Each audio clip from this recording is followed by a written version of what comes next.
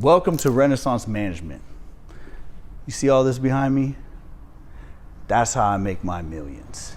And in this video, I'm going to talk about how I went from a drug user to a drug trafficker, back to a drug user, to an inmate, and then back on top to a millionaire.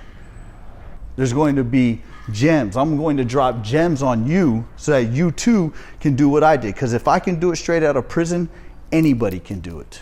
It just requires the mindset. So watch this video through so that you too can pick up on these gems and do what I did.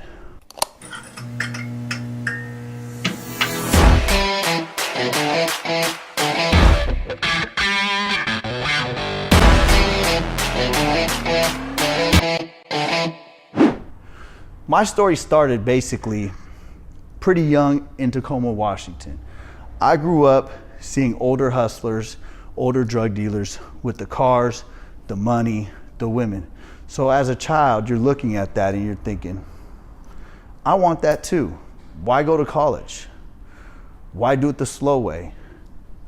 Why take my time? Why start a business? Nobody else is. They don't got to do it. So why should I? If I can get it quick, if I can be 21, 22 years old, have all the women and have all the cars and have everything I want, why not sell drugs? It's the decision I made. The first time I got involved in the drug game was selling weed. Of course, weed is an entry, they say that, right? Weed is an entry, a gateway drug. Well, it was a gateway for sure for me to start selling drugs. And I was a young 16 years old, had my car, was riding around, dropping off dub sacks, which are 20s, ace, quarters.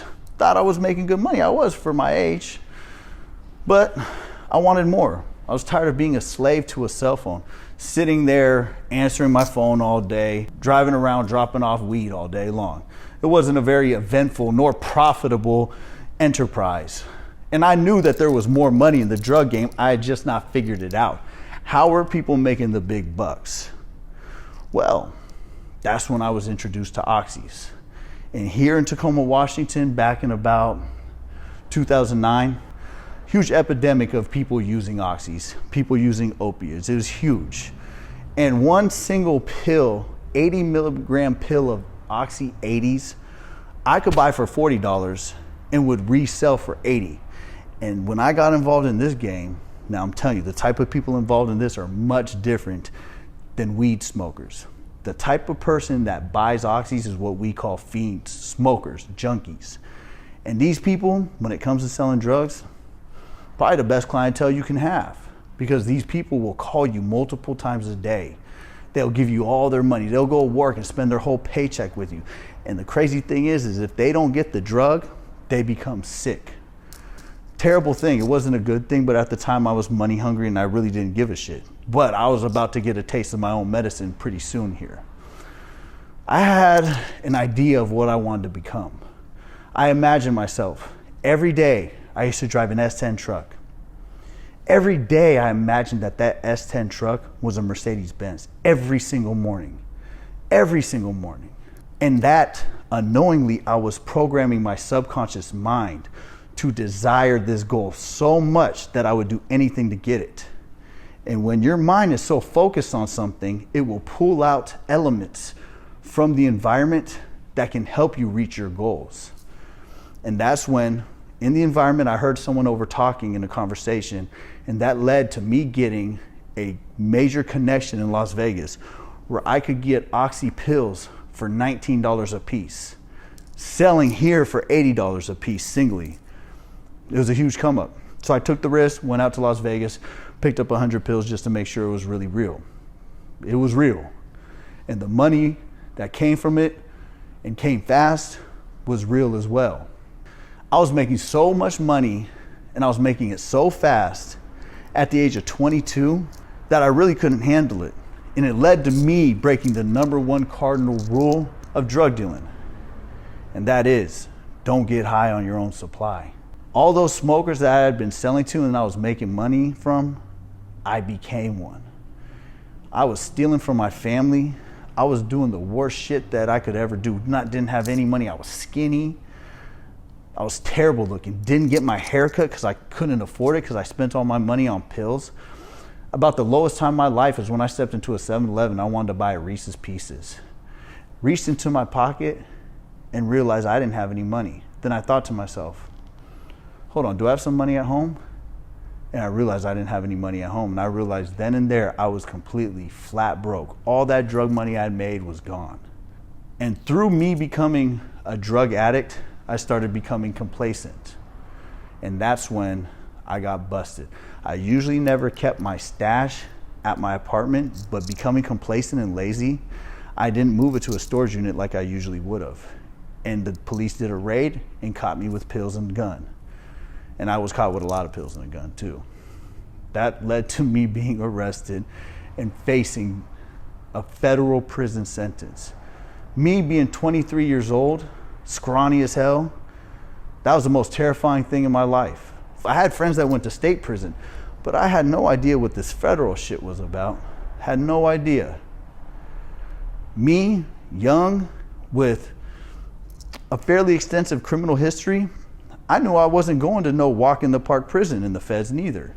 And being as skinny as I was worried. I was definitely worried. I was terrified.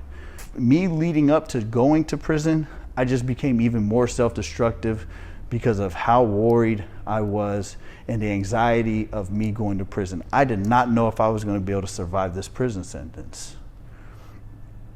So when I first entered prison, I remember I got to this place in Oregon. I was shackled, 2-hour drive from Tacoma, ended up in this place in Sheridan, Oregon. When I first stepped into this prison, it was a complete shock. As I was walking into the prison, I looked to my left and looked to my right and seen men peering at me through little windows.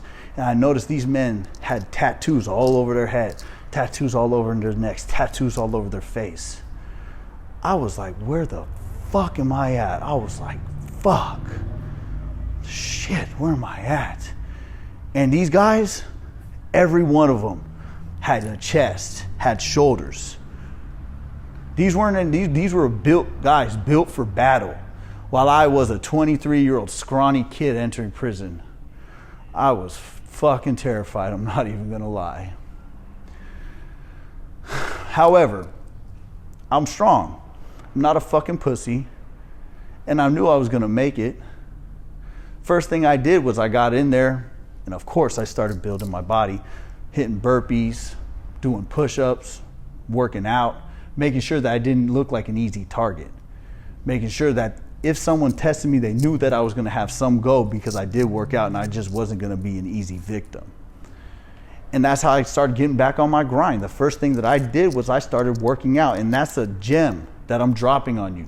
If you want to transform yourself, the best way that you can start doing that is by changing your body and working out. By looking good and feeling good, it translates to you being more productive.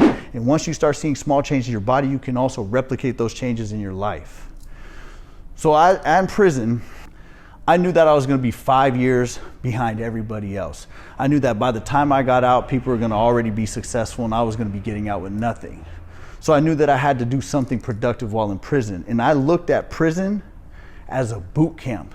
No other time in my life would I have an uninterrupted 5 years where I can invest and focus in myself. So that what I did was I worked out, exercised self-discipline, exercised a disciplined diet. I read endlessly on business, and I prepared myself for the biggest challenge of my life, which is my release from prison. That was the biggest challenge of my life. I wanted to prove to everybody and to myself that I wasn't just a one-trick pony, that I wasn't just gonna be known to have money at one point in my life and get out of prison and just be a fucking loser. No fucking way. So I prepared myself. I read endlessly. Like I said, I can't even tell you how many books I read while I was in there. That was how I grinded. That was how I prepared myself for my release, to arm myself with the tools so that I can execute on a business plan once released. I was preparing myself for the biggest challenge of my life, and I told myself every day I am destined to be rich. I told myself every day I'm a successful businessman, I'm a successful investor, and that's another gem that I'm dropping.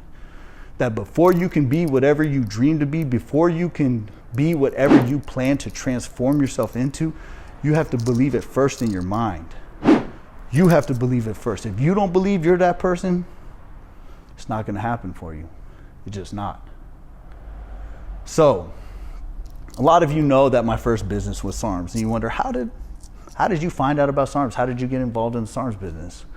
Well, while in prison, I was reading Maxim magazine. Like I said, when you have a goal in mind, you pull everything out of your environment that pertains to your goal. Reading a Maxim magazine, I read about a little product called SARMs. Thought to myself, pretty sure I could source these. Sounds like it'd sell. Sounds like it'd be a popular product. So I wrote it down in my idea book. And in my idea book, it had all the ideas, all the business ideas that I had while I was in prison. Reading books, reading magazines, any business idea that I had written it down in that book. You can't stop time, so eventually I was released from prison. And when I was released from prison, 2 days after I was released, I didn't waste no time to get to this money. I didn't waste any time. I opened up that business book that I had written all my ideas in, and I stumbled across this little thing called SARMs. 4 days out of prison, I had put my order in for some SARMs. I started getting on my path to success. And I stayed disciplined. I got the order of SARMs in, put it on a website, it worked. And at that time, I didn't care about anything else. I didn't care about clothes, I didn't care about women, I didn't care about cars. All I cared about was getting my business and getting that thing off the ground. It's called delayed gratification. That I know that if I delay gratification now and keep reinvesting into my business, I knew the payoff would be exponentially greater. Exponentially. So all I did was work long days getting my business off the ground, take none of the money out of the business and reinvest it to grow the business. As you can see, I've got millions of dollars worth of inventory now, so you know that delayed gratification thing works. My goal throughout my business career was automating my business, hiring people to replace myself so that I can work on building other income streams. And that's another business lesson for you too. Write that down. Passive income is the ultimate income. The income that you make while not working. If you're not making money while you're asleep, you're going to work till you die. Warren Buffett said that.